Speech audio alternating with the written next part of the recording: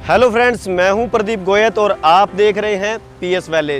तो फ्रेंड्स, जो आज का टॉपिक है वो कोई इस तरह का टॉपिक नहीं है जो मेरी तरफ से मैं लेकर आया हूं। वो फ्रेंड्स आपकी फरमाइश पर मैं इस वीडियो को बनाने जा रहा हूं, क्योंकि फ्रेंड्स जो पहले मैंने फ़िश फार्मिंग के ऊपर 2 वीडियो बनाई है, प्राउन फिश फार्मिंग के ऊपर, जिसके ऊपर अच्छा रिस्पॉन्स आया और आपकी कमेंट भी बहुत अच्छे आए। तो उसके अंदर आपने बहुत से भाइयों ने मेरे से पूछा कि हमने पॉन्ड को तो स्टार्ट कर दिया है, लेकिन अब कुछ समस्याएं हैं और उनके कुछ समाधान हमें चाहिए। तो इसके ऊपर आज मैं ये वीडियो बनाने वाला हूं। तो फ्रेंड्स, इसके लिए मैं एक ऐसे पॉन्ड पर आया हूं जहां पर जो यहाँ के जो फार्मर हैं वो सबसे पुराने फार्मर हैं और लगभग 6-7 साल से इसको कर रहे हैं। तो इस तरीके से फ्रेंड्स वो लगभग उनके सामने जितनी भी परेशानियाँ थी लगभग आ चुकी हैं और उनका सोल्यूशन भी उन्होंने ढूंढ रखा है। तो उन्हीं के ऊपर डिस्कस करेंगे। तो फ्रेंड्स, चलिए मिलाते हैं आपको किशन जी से। नमस्कार सर। नमस्कार जी, नमस्कार। तो सबसे पहले तो आपको बहुत बहुत बधाई कि आपने इस फील्ड के अंदर इतने साल पूरे कर लिए हैं और बिना किसी नुकसान के, क्योंकि जहाँ तक मैंने सुना है कि इसके अंदर बहुत से लोग इसको स्टार्ट करते हैं और फिर बंद कर देते हैं। अब जो मेन है सर, हमारे लिए एक समस्या है, मेरे पास कमेंट आते हैं, क्योंकि जो मैंने पहले वीडियो बना रखी है उसके ऊपर मैंने इसकी जो फिश फार्मिंग है, जो प्राउन फिश फार्मिंग है, इसके ऊपर पूरी डिटेल दी थी सर मैंने। लेकिन अब उसके बाद कमेंट आती हैं कि जो हमने कर तो लिया है लेकिन उसके अंदर जो समस्याएं हैं, कुछ उलझने हैं उनको, कि मैं चाहूँगा कि आप 6 साल का जो 7 साल का जो आपका एक्सपीरियंस है उसको आप हमारे साथ शेयर करें बस। सबसे पहले तो प्रदीप भाई, मैं आपका बहुत बहुत शुक्रिया करता हूँ, आप हमारे यहाँ फार्म पे पधारे, उसके लिए आपका धन्यवाद। सबसे पहले तो जो सीड आप स्टॉकिंग कर रहे हो, बच्चा मंगवा रहे हो, उसका पीसीआर टेस्ट करवाई सर। तो उससे जो बच्चे की जो बीमारी है, जो सीड के अंदर जो बीमारी आ रही है, वो अगर आनुवंशिक बीमारी आ गई तो अपना सीड के अंदर फिर दिक्कत होनी है सर। अगर पॉन्ड से जो कोई बीमारी आ रही है तो उसका हम समाधान कर सकते हैं, लेकिन अगर सीड के अंदर ही बीमारी आ रही है तो उसका कोई समाधान नहीं है सर। तो सर, आपका कहने का मतलब ये है कि जब स्टार्टिंग में बच्चा लेकर आते हैं, एक तो होती है कि पॉन्ड में डालने के बाद बीमारी आती है, एक होती है पॉन्ड में डालने से पहले ही अगर उसके बच्चे के अंदर बीमारी है, बच्चे को मिली है, वो उस बीमारी का फिर कुछ 2-3 बीमारियां हैं सर, जिनका मतलब फिर वो अपने को, अगर एक पॉन्ड में हमने बीमारी वाला सीड डाल दिया और दूसरे के अंदर अच्छा सीड डाला है तो उसको भी दिक्कत करेगा आगे चल के।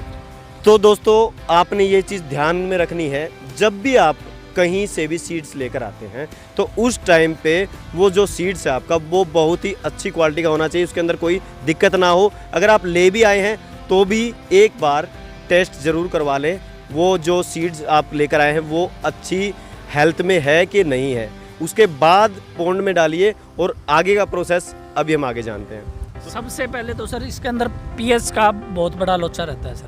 पीएच आपको 8.5 से नीचे ही रखना है, 8.5 से नीचे रखना है। और उसके लिए आपको सुबह 7 बजे और शाम को 6 बजे एक टाइम फिक्स कर ले, कोई भी फार्मर भाई है वो दोनों टाइम आप उसको पीएच को ज़रूर चेक करें। वो पीएच अगर आपका 8.5 से अब हो जा रहा है तो ग्रोथ स्लो हो जाती है, और 9 से ऊपर जाता है तो झींगा मोर्टिलिटी करने लग जाता है, मरना शुरू हो जाता है। अच्छा, तो 8 के आसपास ही होना चाहिए। हाँ, वैसे अगर गुड ग्रोथ के लिए अपने को अगर 8 के नीचे रहेगा बच्चा तो अच्छा ग्रोथ करेगा सर, ग्रोथ में बहुत फर्क पड़ता है। तो 8.5 तक मतलब चल जाएगा, और उससे नीचे तो बहुत अच्छी बात है, उससे ऊपर जा रहा है तो बहुत ज़्यादा दिक्कत कर सकता है। एक सर, एक बात है जो मेरी तरफ से मैं पूछना चाहूँगा कि जब हम फीड डालते हैं तो मैंने एक चीज़ सुनी कि ओवर फीड भी दिक्कत कर देता है, और जो अगर कम फीड रह जाए तो भी दिक्कत हो जाती है, तो उसका क्या है? वो मैनेजमेंट बहुत ज़रूरी है सर इसके अंदर। अंडर फीडिंग है तो बच्चा ग्रो नहीं करेगा प्रॉपरली, और ओवर फीडिंग है तो उसके अंदर वही अमोनिया, नाइट्रेट वगैरह बनने शुरू हो जाएंगी, गैसेज बनेंगी, और वो अपने को इकोनॉमिकली भी लॉस करेगा और बच्चे की ग्रोथ पे भी इफेक्ट, दोनों साइड से फार्मर को मारेगा सर। नहीं सर, जैसे अभी मैंने ये चीज़ सुनी है कि अगर फीड कम डालते हैं तो वो जो बच्चे हैं, जो आपने जो उसके अंदर जो डाले हैं, फिश जो डाली है, वो आपस में ही अपने आप को नुकसान कर देती है। वो सर फीड फाइटिंग का, वो जब बच्चा थोड़ा ग्रो कर जाता है 8-10 ग्राम का, ये 5 ग्राम से ऊपर जाता है, उसके बाद में फीड फाइटिंग शुरू होती है। अगर कम फीडिंग जा रही है ना तो उस टाइम पे रहता है सर वो फिर उसके निशान से पड़ जाते हैं झींगे पे, चैक्टर पे आता है तो फाइटिंग करने लग जाता है बच्चा। तो सर, अब एक चीज़ है, जो 1 लाख बच्चे के ऊपर कितना फीड डालना चाहिए एक टाइम पे? वो सर आपको जो कंसल्टेंट रहता है फीड का, अलग अलग जो फीड है उनका अलग अलग है, कितना उसके अंदर कितना प्रोटीन परसेंटेज है, उसके हिसाब से ही वो हर एक बंदा अलग अलग वो डलवाता है जिसकी आप कंसल्टेंसी में काम कर रहे हो। तो सर, इससे अलग कृष्ण जी, जो अगली समस्या है वो क्या है जो आप बोल रहे थे कि मेन है? मेन तो सर इसमें डीओ की जो दिक्कत आ जाती है वो सबसे खतरनाक सिस्टम है जी। और डीओ के लिए आप देख रहे हो अभी जो बादलवाई का मौसम हो रखा है अभी बारिश का, तो ये एरिएटर जो हैं ये चलाने बहुत जरूरी है जी। तो ये चलते रहने चाहिए, जो एरिएटर हैं ये चलते रहने चाहिए। जी जी, एक टाइम अगर इनको फीडिंग नहीं देंगे तो कोई दिक्कत नहीं है, लेकिन अगर मौसम ख़राब है और एरिएटर नहीं चले तो दिक्कत आ सकती है। अब सर एक छोटी सी बात है, जैसे अब देखिए अब कितनी हवा चल रही है यहाँ पे, अब इस टाइम पे चलाने की जरूरत है? ये तो काफ़ी तेज़ हवा वैसे। हवा चल रही है सर, लेकिन बादलवाई का मौसम हो रखा है, सूरज नहीं निकला हुआ है, इसलिए चलाने ज़रूरी है। ठीक है सर। अब जो इसकी मेन आते हैं इनकी बीमारियों के ऊपर, जो इसकी जो मेन बीमारियाँ हैं जो सबसे ज़्यादा आती हैं वो क्या है? सबसे बड़ी दिक्कत तो सबसे पहले फार्मर को ये आती है, बच्चा फीड छोड़ देता है, फीड नहीं खाता वो, मतलब जो मिट्टी सलज वगैरह खाने शुरू कर देता है। तो उससे बच्चे की अगर प्रॉपर फीडिंग नहीं जाएगी तो बच्चा फीड इंटैक्ट नहीं करेगा तो ग्रोथ रुक जाती है उसकी वहीं पे। तो वो अपने को रेगुलरली चेक करना है, बच्चा फीड खा रहा है नहीं ले रहा है, उसको वो हम चेक ट्रे से चेक कर सकते हैं। तो उसका सोल्यूशन? उसका सॉल्यूशन है सर, जैसे प्रोडक्ट भी आते हैं, लेकिन अगर देसी हम तरीका लगाएं तो सिरका विनेगर आता है, पंसारी के पास मिल जाता है, विनेगर हम यूज़ कर सकते हैं उसके लिए। फीड में 10 ग्राम पर केजी के हिसाब से डलवा सकते हैं। ठीक है सर। और जो इसके बाद जो दूसरी बीमारी है सर, वाइट फिकल की दिक्कत आती है। वाइट फिकल ये किस तरह की बीमारी होती है sir? White fickle it's like वो सफ़ेद लंबे तार से दिखने शुरू हो जाते हैं सर पोंड के अंदर। उसके पोंड के अंदर या पोंड के ऊपर आने शुरू हो जाते हैं। अच्छा, पोंड के ऊपर हाँ। जो वाइट है रेसो जो होता है वो इस तरह का रेसा दिखाई देगा उसके ऊपर। जो फीडिंग आउट करता है ना, उसके सफ़ेद फीड ऊपर आना शुरू हो जाता है, जो उसका जो स्लज निकलता है बच्चे का वो। तो फ्रेंड्स इसके अंदर एक बीमारी आती है वाइट फिकल। तो इसके अंदर क्या होता है कि पोंड के ऊपर एक रेसा सा हल्का जैसे वायर होती है ना पतली सी, उस तरह का वाइट रेसा इसके ऊपर दिखाई देने लगता है। वो भी इनके लिए खतरनाक बीमारी और इसका इलाज है और बहुत जल्दी सॉल्यूशन हो जाता है। तो तीसरी बीमारी सर? एक वीब्रियो चेक करना रहता है सर, वीब्रियो लोड है कि नहीं पोंड के अंदर। वीब्रियो लोड आ जाता है, अगर पोंड के अंदर ज़्यादा स्लज वगैरह बनी हुई है तो बच्चे के अंदर वीब्रियो लोड आ जाता है। वीब्रियो लोड उसमें क्या चीज़? तो सर जो एक्सपीरियंस होल्डर है उन्हीं को पता चलता है इसके अंदर वीब्रियो है कि नहीं है, नए फार्मर को हम नहीं पता। उसको बच्चे को देखने के बाद पता चलता है। फार्मर 1-2 साल का एक्सपीरियंस हो जाएगा, उसको धीरे धीरे पता चलना शुरू हो जाएगा। तो इससे अलग जो अगली बीमारी? एक जी इसके अंदर ब्लैक गिल की दिक्कत आती है सर। ब्लैक गिल जैसे कुछ फार्मर भाई हैं वो दिन में एरिएटर नहीं चलाते हैं और जो फीडिंग लाइन एरिया है वहाँ पे स्लज इकट्ठा हो जाती है, तो उससे ब्लैक गिल की दिक्कत आ जाती है। जो गट है यहाँ, जो ये पूरा जो गिल है वो ब्लैक हो जाता है और वो उस बच्चे की ग्रोथ में रुकावट पैदा करता है। तो यहाँ पे गले पे काला निशान पड़ जाता है उससे। ब्लैक गिल है वो ब्लैक गिल बोलते हैं इसको जी। तो फ्रेंड्स इस वीडियो के अंदर मैं तो मेनली यही कोशिश कर रहा था कि इसके अंदर क्या क्या बीमारियाँ आती हैं, लेकिन जैसे इन भाई का जो हमारे कृष्ण भाई हैं इनसे जो एक्सपीरियंस हमने लिया है उसके अंदर तो सिर्फ एक ही बात मेरे को समझ में आई है, कोई अलग से कोई बीमारी नहीं है, बीमारियां हम खुद बनाते हैं। अगर हमने ऑक्सीजन का जो इसका लेवल है सही ढंग से ध्यान में नहीं रखा, एरिएटर को ढंग से नहीं चलाया तो दिक्कतें आती हैं। अगर आपने फीड ढंग से नहीं डाला है तो दिक्कतें आती हैं, और अगर आपने फीड ज़्यादा डाल दिया है तो दिक्कतें आती हैं। उसके बाद में आपने जब बच्चा डाला है और डालने से पहले उसकी टेस्टिंग नहीं कराई है उसके अंदर क्या बीमारी है, तो वो समस्याएं आ जाती हैं। तो जितनी भी समस्याएं हैं वो आप खुद पैदा करेंगे। तो फ्रेंड्स ध्यान रखिए, आप एक एक चीज़ को ढंग से अगर मेंटेन रखेंगे तो बीमारी के चांस नहीं है। ये जो बीमारियां आती हैं ये तभी आती हैं, मान लीजिए जैसे अब आपके पास लेबर 2 हैं, अब वो लेबर सही ढंग से टाइमिंग नहीं दे पा रहे क्योंकि 24 घंटे यहाँ पे लेबर चाहिए।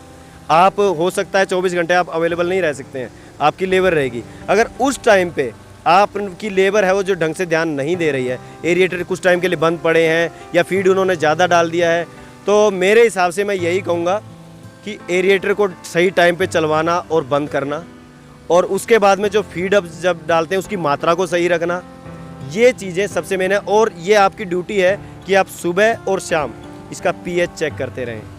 तो फ्रेंड्स एक चीज़ है जो मैं अपनी तरफ से आपको बताऊंगा, क्योंकि मैंने जहाँ भी फिश फार्मिंग के लिए ये जो फार्म्स देखे हैं, ये जो पॉन्ड देखे हैं, उसके अंदर जो एक मेन चीज़ है फ्रेंड्स, पानी का लेवल सही रखिए।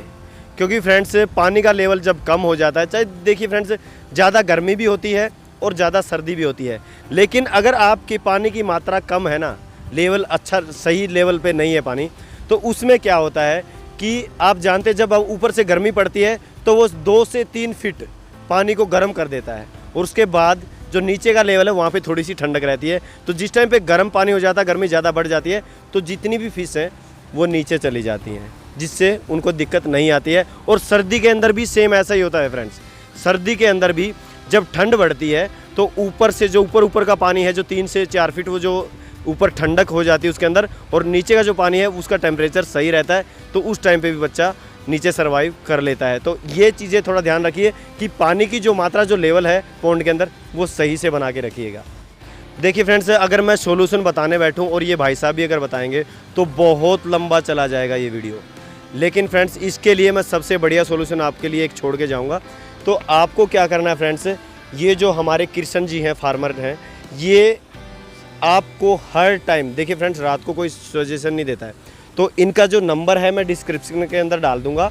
आपको किसी भी तरह की कोई समस्या है तो आप फ़ोन पर इनसे पूछ सकते हैं, और अगर फिर भी आपकी उस समस्या का सॉल्यूशन नहीं हो रहा है, आपको लग रहा है बहुत ज़्यादा परेशानी है, तो शोपुरा की ढाणी के अंदर इनका पॉन्ड है, और यहाँ पर आपको ये अच्छे से, अगर आप यहाँ पर आते हैं तो ये अच्छे से आपको दिखा भी देंगे और समझा भी देंगे।